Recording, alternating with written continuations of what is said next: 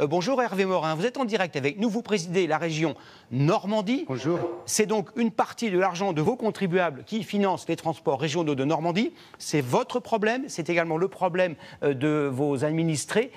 Que préconisez-vous? Qu'allez-vous faire à partir du 11? J'y ai passé une matinée la semaine dernière. J'ai demain une réunion avec l'ensemble des cadres dirigeants de la SNCF.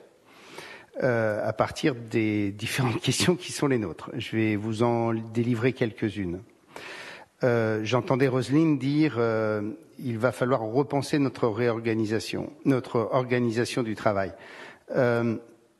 Très clairement, il y a déjà une chose qu'il faut avoir en tête, contrairement à ce que je peux entendre parfois sur des antennes, c'est que nous n'avons pas capacité de mettre plus de trains que nous n'en mettons en temps normal.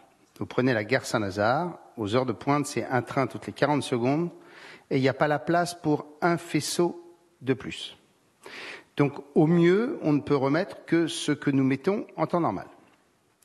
De là, on voit bien dans quelles conditions nos compatriotes sont transportés, souvent dans des conditions assez lamentables d'ailleurs, et où, bien sûr, on est sur des schémas où dès lors qu'un train est en panne ou en retard, où les uns sont confinés dans des conditions extrêmes.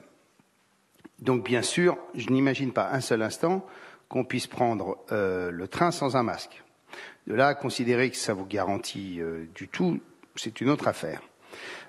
Deuxième question, il faut procéder, comme nous le faisons d'ailleurs dès maintenant, pour le peu de trains qui roulent, à un nettoyage complet, rigoureux, des rames à chaque fois que le train est à son terminus. Ça veut dire que vous mettez plus de temps avant que le train ne reparte dans l'autre sens. Donc, en clair, vous n'êtes plus capable de faire rouler autant de trains. Deuxième question. Troisième question, je posais la question à ma camarade Valérie Pécresse hier. Est-ce que nous obligeons nos compatriotes à avoir un masque obligatoirement en montant dans le train?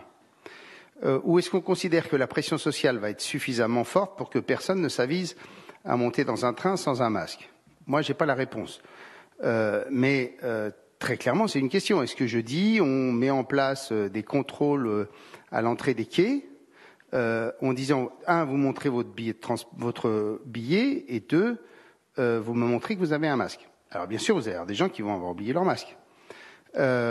Est-ce que ça veut dire qu'on met en place des points de vente de masques dans les gares, en sachant qu'il y a un certain nombre de gares qui sont fermées, donc il faut recréer des points, en quelque sorte, d'achat ou de livraison, etc. Question suivante. Ces masques sont-ils gratuits ou sont-ils payants? Ça, c'est pour le train, et je n'ai pas abordé toutes les questions. Mais il y a aussi la question du transport. Et là, j'évoque notamment le transport scolaire. Il y a des bus qui sont dédiés pour le transport scolaire où il n'y a que des enfants. Mais on a aussi une partie du transport scolaire qui est effectuée par des lignes de transport interurbain, par des bus dans lesquels voyagent aussi des adultes. Sur cette question-là, est-ce que vous élevez des enfants qui sont sans masque, puisqu'a priori il n'y aura pas de masque pour les enfants du primaire, et des adultes qui ont des masques? Comment installe-t-on des solutions de gel hydroalcoolique?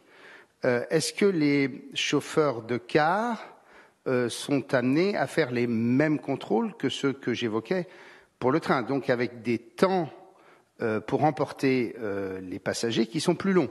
Et donc, sur le transport, on a des équations qui sont hyper compliquées. Merci beaucoup, Hervé parce Morin. que non seulement on est obligé de desserrer les bus, par exemple, on ne peut pas imaginer avoir plus d'un siège sur deux de pris, mais deuxièmement, on est obligé de recréer des schémas de transport qui prennent en compte des temps beaucoup plus longs pour effectuer le même trajet.